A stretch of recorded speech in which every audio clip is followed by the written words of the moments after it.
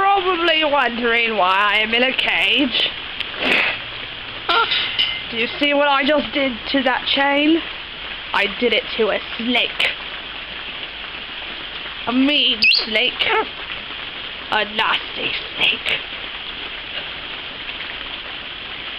And now they've put me in this jail. I hardly get anything to eat. And it's cold and raining. But you know what? I plan to get out of here somehow. I keep trying to find new ways. None of them have worked thus far. And let me tell you a little secret.